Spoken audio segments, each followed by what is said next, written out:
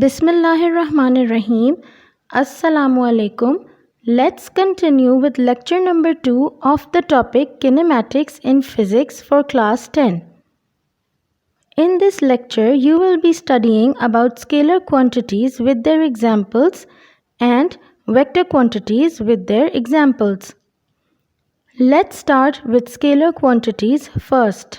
सबसे पहले आप ये जान लीजिए कि scalar quantities are physical quantities meaning वो क्वांटिटीज़ जो मेजरेबल हों, जैसे कि हमने अपने लास्ट लेक्चर में स्टडी किया था कि all physical quantities can be measured.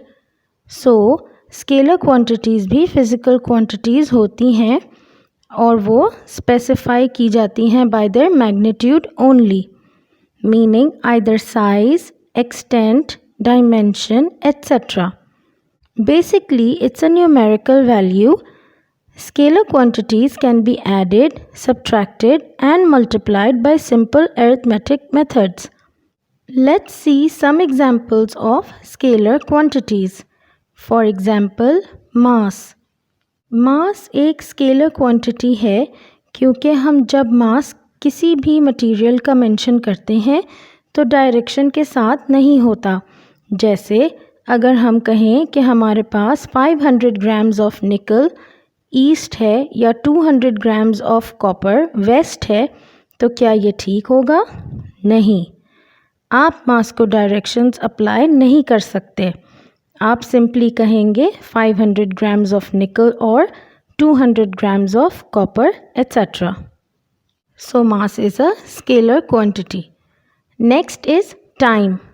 आप जब टाइम मेजर करते हैं तो ऐसे नहीं कहेंगे 4 आवर्स नॉर्थ या 20 सेकेंड्स साउथ, मीनिंग आप सिंपली टाइम मेजर करते हैं but not with any directions. Hence time is also a scalar quantity. Next is distance.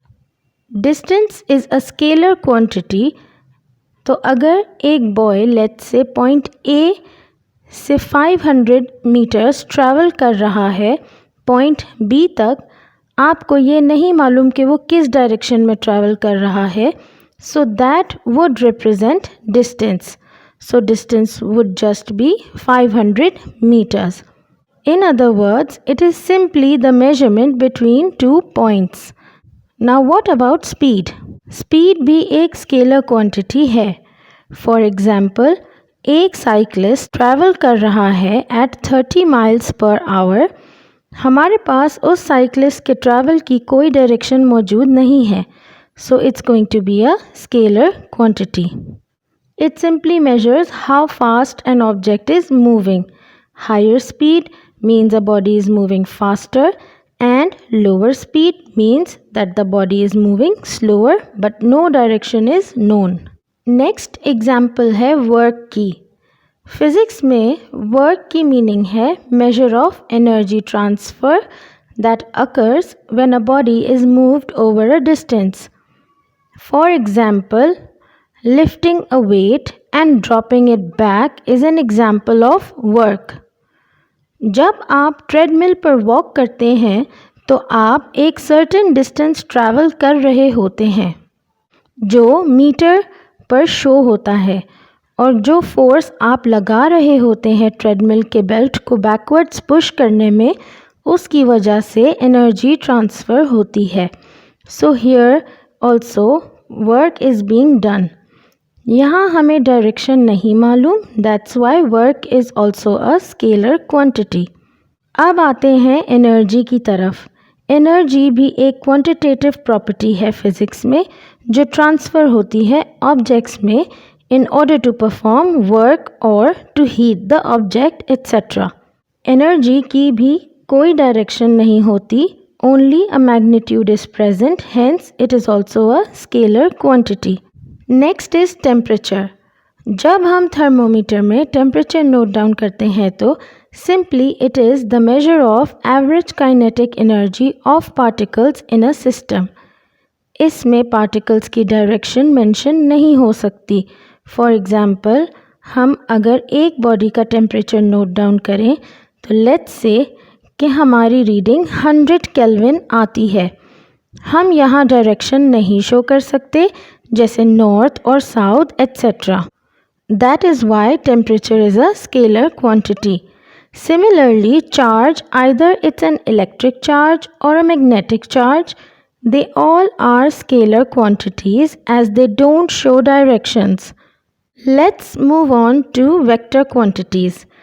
Vector quantities वो physical quantities होती हैं जो completely specify की जाती हैं अपने magnitude और direction दोनों से. For example, displacement. It is the distance traveled by an object in a certain direction. Meaning, अगर ये boy एक certain distance travel कर रहा है और हम उसे direction भी दे दें तो वो displacement कहलाएगी.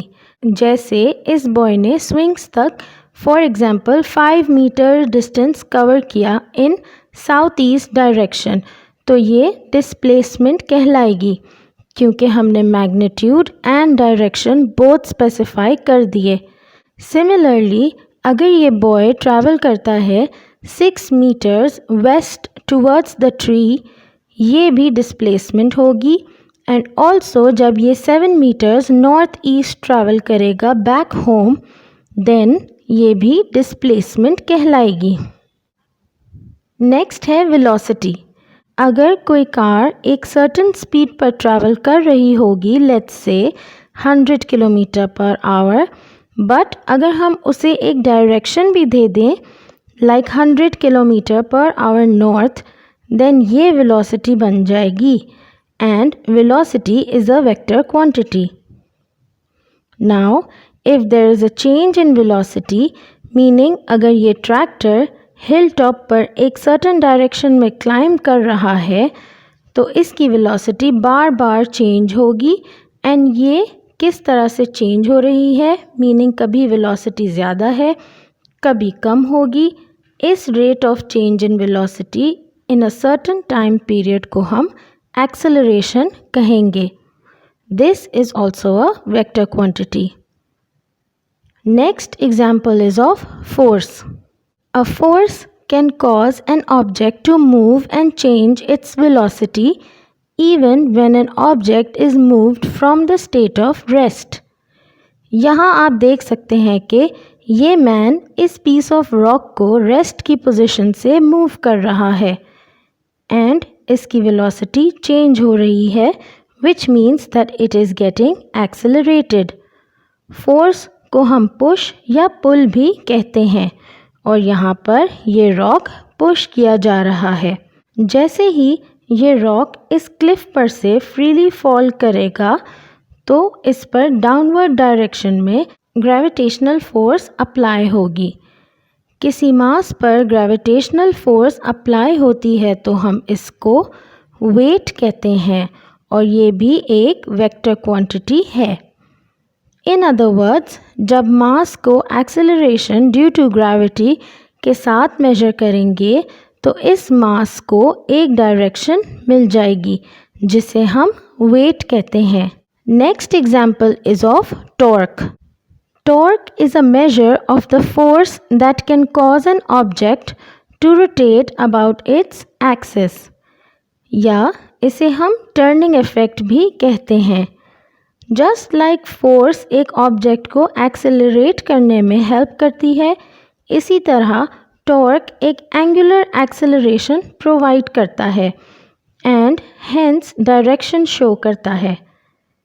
जैसे कि आप इस व्हील को देख सकते हैं कि torque is helping it to get angular acceleration and cause a turning effect.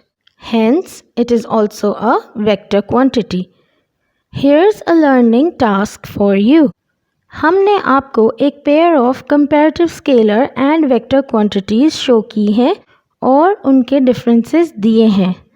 ये क्वांटिटीज़ हैं डिस्टेंस एंड डिस्प्लेसमेंट की. डिस्टेंस एक हॉरिजॉन्टल मेजरमेंट होती है बिटवीन 2 पॉइंट्स एंड डिस्प्लेसमेंट एक सर्टेन डायरेक्शन में डिस्टेंस कवर होने को कहते हैं.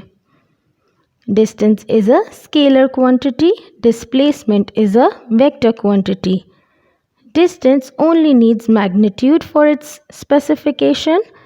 On the other hand, Displacement needs magnitude and direction, both for its specification. Distance is denoted by the symbol S and displacement is denoted by the symbol D. Great! You're done with lecture number 2 of kinematics. I hope you have understood scalar and vector quantities properly. Thank you.